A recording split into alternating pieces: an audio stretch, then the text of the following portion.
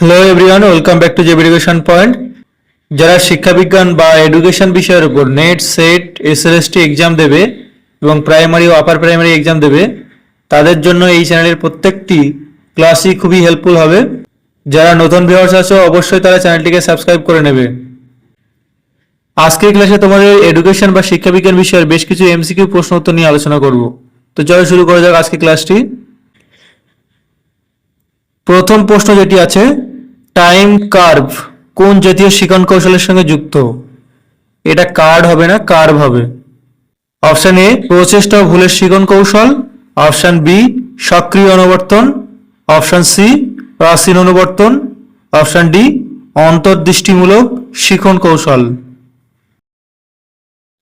এই প্রশ্নের সঠিক উত্তর হবে অপশন এ প্রচেষ্টা ও ভুলের শিখন কৌশলে টাইম কার্ভ ব্যবহার করা হতো।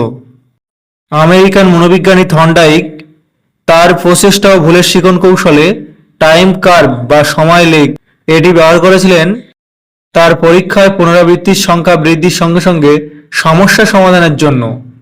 সময় হ্রাসের বিষয়কে একটি লেখচিত্রের মাধ্যমে প্রকাশ করেছিলেন, তাকে টাইম কার্ভ বলে। একটা সহজ এক্সাম্পলের দ্বারা বোঝানোর চেষ্টা করি।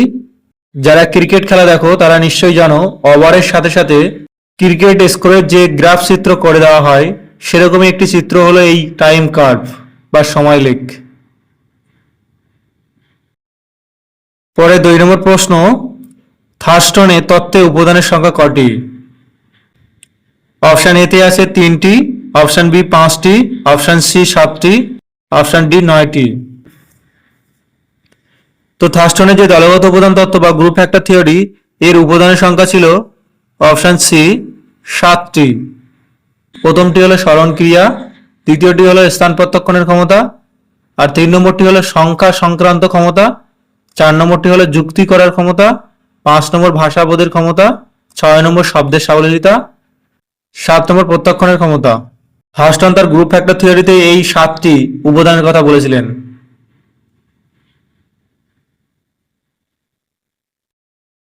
পরে 3 নম্বর প্রশ্ন, মনোযোগের একটি বস্তুগত নির্ধারক হলো অপশন এ প্রবৃত্তি, অপশন বি চাহিদা, অপশন সি আগ্রহ, অপশন ডি নতুনত্ব। এই প্রশ্নের সঠিক উত্তর হবে অপশন ডি নতুনত্ব। দেখো, মনোযোগের 3টি শর্ত আছে, যার প্রথমটি হলো বস্তুগত নির্ধারক বা বিষয়গত নির্ধারক, আর দ্বিতীয়টি হলো ব্যক্তিগত নির্ধারক বা মনোগত নির্ধারক, আর 3 নম্বরটি হলো শারীরিক নির্ধারক বা দৈহিক নির্ধারক।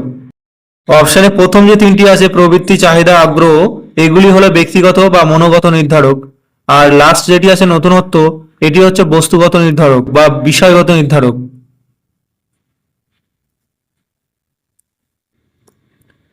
পরে 4 নম্বর প্রশ্ন, নবোদয় বিদ্যালয়ের অপর নাম কি? Option A Kendriya Vidyalaya, option B public বিদ্যালয়, অপশন সি পেস সেটিং বিদ্যালয়, অপশন ডি কমন স্কুল। এই প্রশ্নের সঠিক উত্তর হবে option C pace setting school বা বিদ্যালয়। নবোদয় বিদ্যালয়ে মেধাবী বা সৃজনশীল শিক্ষার্থীদের জন্য এই বিদ্যালয়টি স্থাপিত করা হয়। এই বিদ্যালয়ে পাঠ্যক্রম পরিচালনার দায়িত্বে থাকে cab, central advisory board of education, এবং পাঠ্যক্রম রচনার দায়িত্বে থাকে এনসিইআরটি। এই বিদ্যালয়টি জাতীয় শিক্ষানীতি 1986-র সুপারিশে গঠন করা হয়।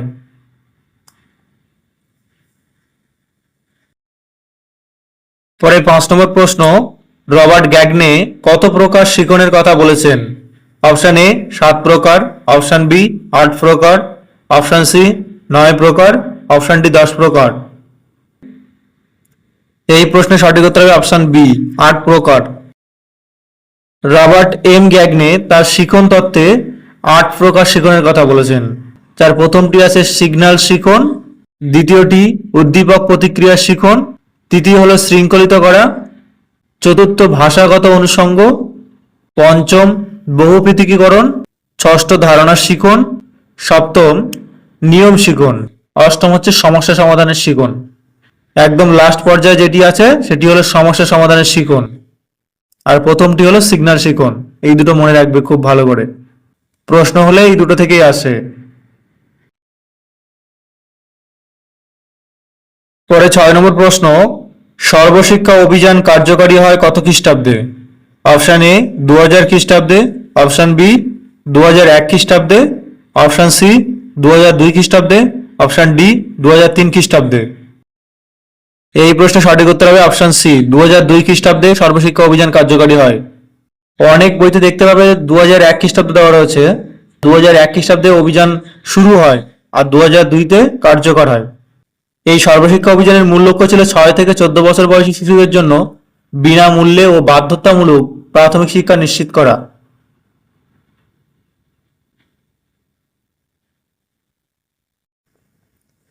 পরে 7 নম্বর প্রশ্ন, কম্পন ও স্পর্শ পদ্ধতির প্রবর্তক কে?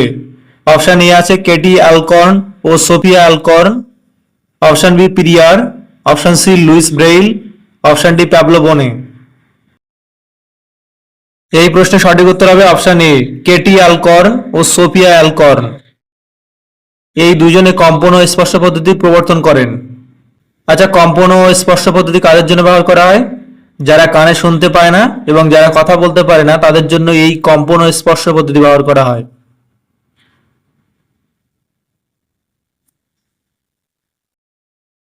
পরে 8 নম্বর প্রশ্ন, অপারেন্ট কন্ডিশন বা অপারেন্ট অনুবর্তনের অপর নাম কি? অপশন এ সক্রিয় অনুবর্তন, অপশন বি সরল অনুবর্তন, অপশন সি প্রাচীন অনুবর্তন, অপশন ডি শারীরবৃত্তীয় অনুবর্তন। এই প্রশ্নের সঠিক উত্তর হবে অপশন এ সক্রিয় অনুবর্তন। এখানে কয়েকটা বিষয় বলছি, সেগুলো ভালো করে মনে রাখবে। অনুবর্তন তত্ত্বের প্রবর্তক হলেন প্যাভলভ, আর সক্রিয় অনুবর্তন তত্ত্বের প্রবর্তক হলেন স্কিনার, যার অপর নাম হলো অপারেন্ট কন্ডিশন বা অপারেন্ট অনুবর্তন। আর প্রাচীন অনুবর্তন তত্ত্বের প্রবর্তক হলেন প্যাভলভ। তাহলে প্যাভলভ এই অনুবর্তন তত্ত্বের প্রবর্তক, আবার তিনি হলেন প্রাচীন অনুবর্তন তত্ত্বের প্রবর্তক।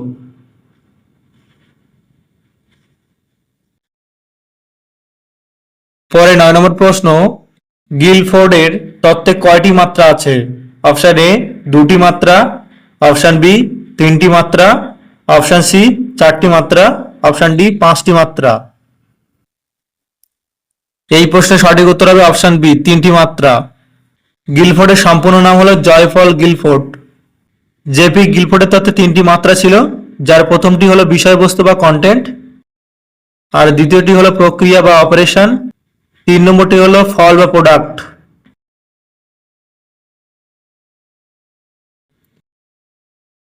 পরে 10 নম্বর প্রশ্ন, সংবিধানের যৌথ তালিকায় শিক্ষা অন্তর্ভুক্ত হয় কত খ্রিস্টাব্দে?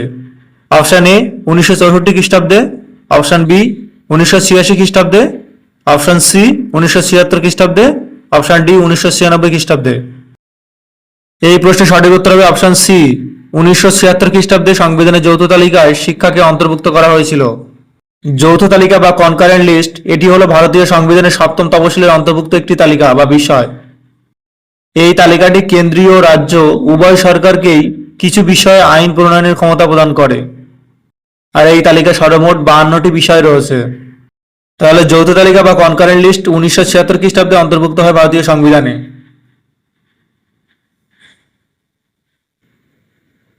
পরে 11 নম্বর প্রশ্ন, গ্যাগনে প্রবর্তিত শিখন তত্ত্বের প্রথম পর্যায় কোনটি? অপশন এ নিয়ম শিখন, অপশন বি সংকেত শিখন, অপশন সি ধারণা শিখন, অপশন ডি উদ্দীপক প্রক্রিয়া শিখন। এই প্রশ্নের সঠিক উত্তর হবে অপশন বি সংকেত শিখন। গ্যাগনে প্রবর্তিত শিখন তত্ত্বের প্রথম পর্যায় হলো সংকেত শিখন বা সিগন্যাল লার্নিং।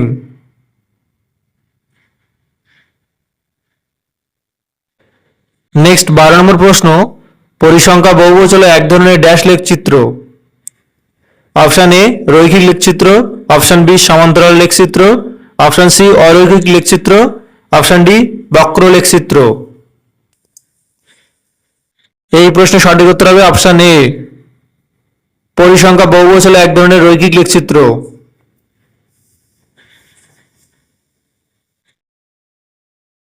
নেক্সট 13 নম্বর প্রশ্ন, স্পিয়ারম্যানের বুদ্ধি সংক্রান্ত তত্ত্বটি কোন যুক্তির উপর প্রতিষ্ঠিত? অপশন এ বিজ্ঞানসম্মত, অপশন বি গাণিতিক, অপশন সি ঐতিহাসিক, অপশন ডি সাহিত্যিক। এই প্রশ্নের সঠিক উত্তর হবে অপশন বি গাণিতিক। স্পিয়ারম্যানের বুদ্ধি সংক্রান্ত তত্ত্বটি গাণিতিক যুক্তির উপর প্রতিষ্ঠিত। মনোবিদ স্পিয়ারম্যান দ্বি উপাদান তত্ত্ব বা 2 ফ্যাক্টর থিওরির প্রবর্তক।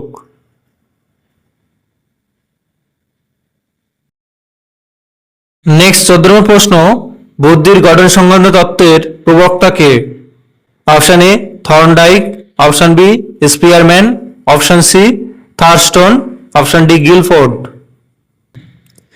এই প্রশ্নের সঠিক উত্তর হবে অপশন ডি গিলফোর্ড। বুদ্ধির গঠন সংক্রান্ত তত্ত্ব বা ত্রিমাত্রিক মডেলের প্রবক্তা হলেন গিলফোর্ড।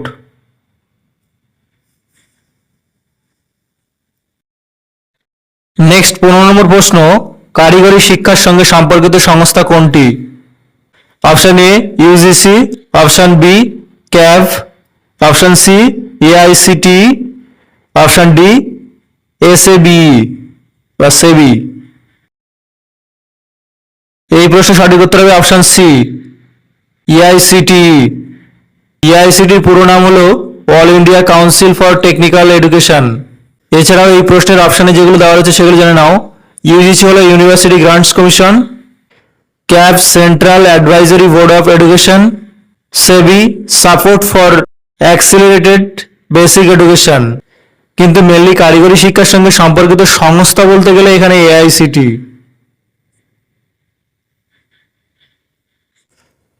নেক্সট 16 নম্বর প্রশ্ন, আংশিক দৃষ্টিহীনতার অন্যতম কারণ নিম্নের কোনটি? Option A syphilis, option B glaucoma, option C myopia, option D gonorrhoea.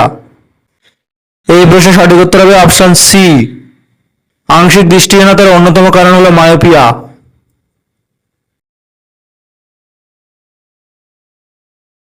Next 17 নম্বর প্রশ্ন, এখানে একটা চিহ্ন দেওয়া রয়েছে, এই চিহ্নটাকে রাশিবিজ্ঞানে কি বলা হয়?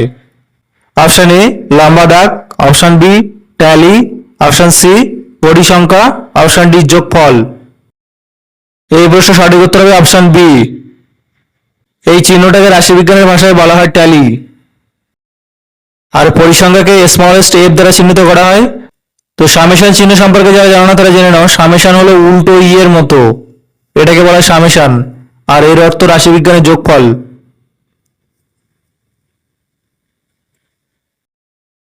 পরে 18 নম্বর প্রশ্ন, কেন্দ্রীয় প্রবণতার পরিমাপের সবচেয়ে নির্ভরযোগ্য পরিমাপ কোনটি? অপশন এ মিন বা গড়, অপশন বি মিডিয়ান বা মধ্যমান, অপশন সি মোট বা ভূশিষ্টক, অপশন ডি বিচ্যুতি। এই প্রশ্নের সঠিক উত্তর হবে অপশন এ।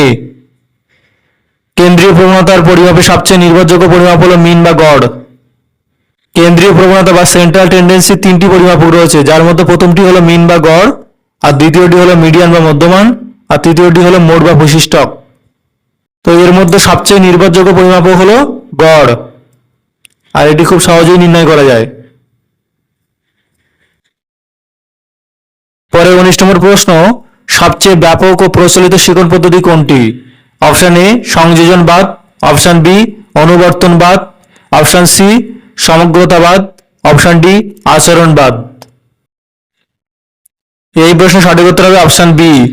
সবচেয়ে ব্যাপক ও প্রচলিত শিক্ষণ পদ্ধতি হলো অনুবর্তনবাদ বা কন্ডিশনিং। আর এই অনুবর্তন তত্ত্বের জনক হলেন আইভান প্যাভলভ।